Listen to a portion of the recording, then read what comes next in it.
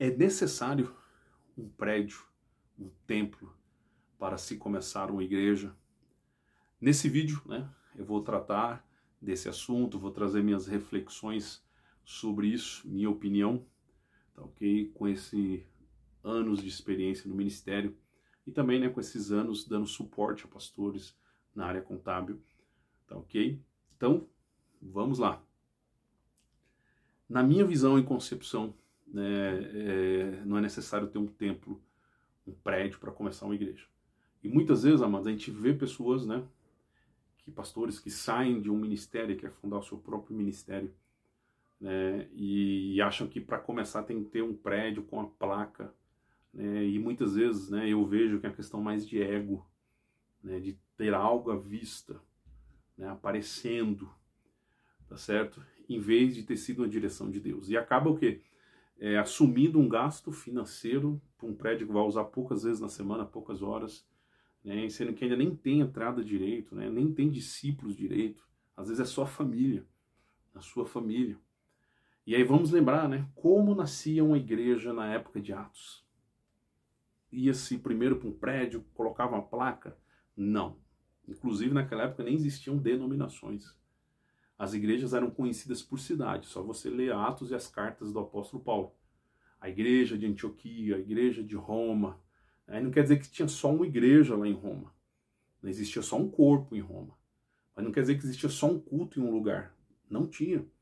Na época de Atos, as igrejas, elas eram caseiras, eram igrejas em casas, haviam lugares, que eles encontravam para fazer reuniões maior, como a igreja em Jerusalém, ela conseguia ali uma parte do templo coberta, chamado Pórtico de Salomão, mas o templo de Salomão, que foi reconstruído, não era da igreja primitiva evangélica, era do judaísmo, de outra religião, E aí eles usavam um pedaço ali, pórtico, porque era aberto e havia pessoas não convertidas a Cristo, Então eles faziam reuniões ali, reuniões de oração, tudo, Mas quando fala ali, foram ao templo, não era um templo de posse, de direito da igreja primitiva de Atos, não era assim, Então, como se começava, amados, uma igreja?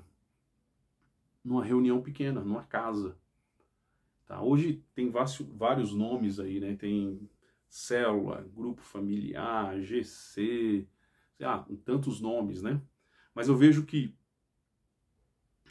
as reuniões de Atos, elas não eram exatamente como essas células, porque essas células, essas reuniões, elas são, na sua grande maioria, uma extensão do prédio.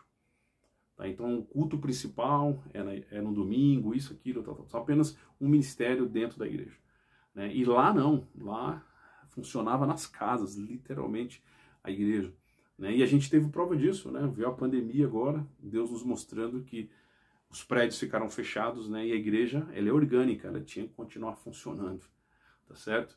Então, você que está para começar uma igreja, não precisa de prédio para começar a igreja. Ah, mas e o CNPJ, isso aqui? Segundo momento. Vamos lá. Primeiro, você precisa ter uma palavra de Deus.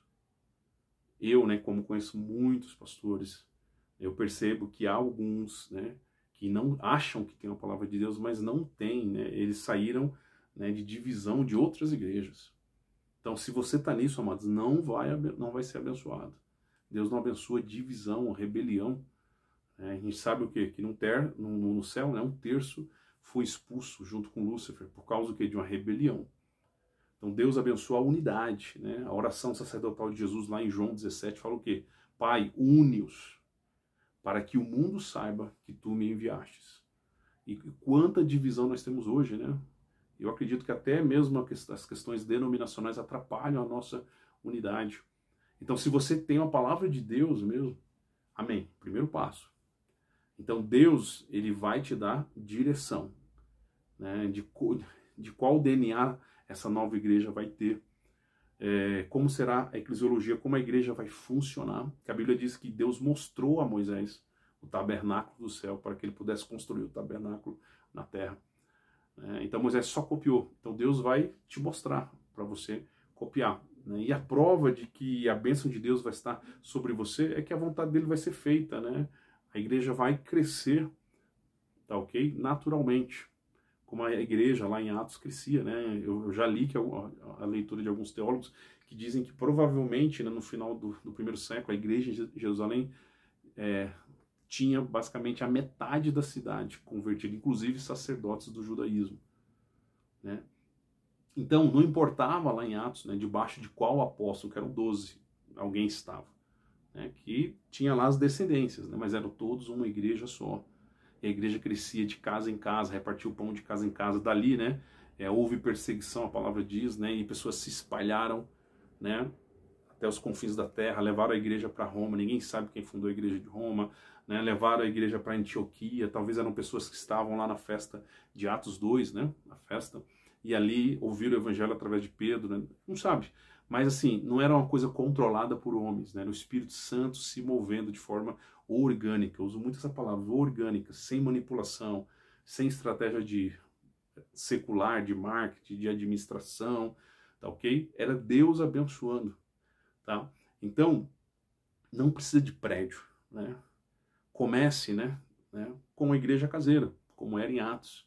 Use o espaço aí da sua casa, sua garagem, sua sala, e vai crescendo pausadamente. Quando não couber aí vai para uma garagem, vai para casa do irmão. Então, exemplo, eu gosto de lembrar bastante, eu e minha esposa, quando começamos a igreja em Brasília, lá na cidade de Satélite, Sobradinho, né, a igreja da nossa ex-denominação, nós começamos numa casa, com uma família, e fazíamos as reuniões de domingo em círculos, né?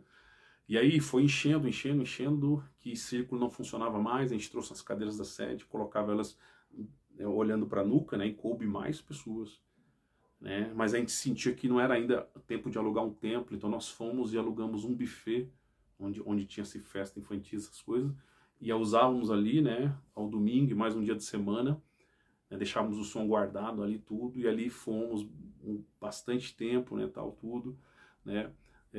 Aí sim, fomos para um templo, né, mas também passamos por escola, né, e assim até termos ali, né, onde hoje está lá a igreja, com sucessores nossos, estabelecida, com CNPJ e tudo. Tá, okay? Então assim, a igreja precisa passar por essas fases, né, ser uma igreja caseira, um ponto de pregação, virar uma congregação menor, depois uma igreja emancipada, tá ok? Não tenha pressa, tá joia? Mate o seu ego de querer ter um prédio, de querer ter uma placa, eu sou o pastor desse lugar. Amados, as ovelhas são de Jesus, nós somos só ajudadores. E se você saiu de algum lugar, né, debaixo de maldição, sem ser abençoado, sem ter, por exemplo, uma recomendação em carta ou mesmo oral, entendeu? Vá lá e resolva a sua situação, porque Deus não vai abençoar aquilo que é fruto de divisão. Eu dou um exemplo, nós voltamos à capital de São Paulo, estamos morando aqui, aí eu e minha família, né? E aí fomos congregar numa igreja que nós já congregávamos há 20 e poucos anos atrás. E aí eu coloquei em contato o meu pastor atual com o meu pastor anterior. Dei os telefones, eles conversaram entre si, né? Que era exatamente, né, saber de que eu tinha saído de lá debaixo de bênção, né? Que inclusive o pastor anterior falou, quando você encontrar a igreja local, no seu pastor novo aí, né, você me avisa, porque eu vou abençoar vocês, né, e passo, né, vocês para a responsabilidade dele. E foi isso que aconteceu, tudo na paz, amado. Então precisa ser assim, as coisas de Deus são simples, nada de complicação, amados. Entenda, é perda de tempo fazer algo, né, se não for debaixo da direção e da bênção de Deus, tá? Então, não precisa de tempo para começar, tá certo? Às vezes o tempo atrapalha, porque vai atrair só crente velho, né? Só quem já é crente.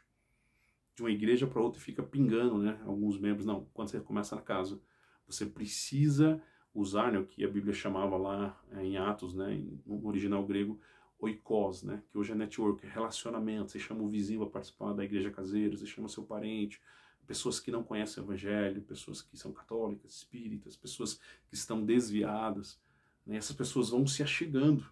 E aí você vai ganhando elas para Jesus e fazendo discipulado dentro de uma casa, a pessoa é aconchegada, né? Ela conhece os irmãos por nome ali, porque a reunião é em círculo ali. É isso, amados. Aí você pode o quê? Quando lotar a casa, multiplica essa igreja caseira para uma outra casa, prepara alguém e assim você vão.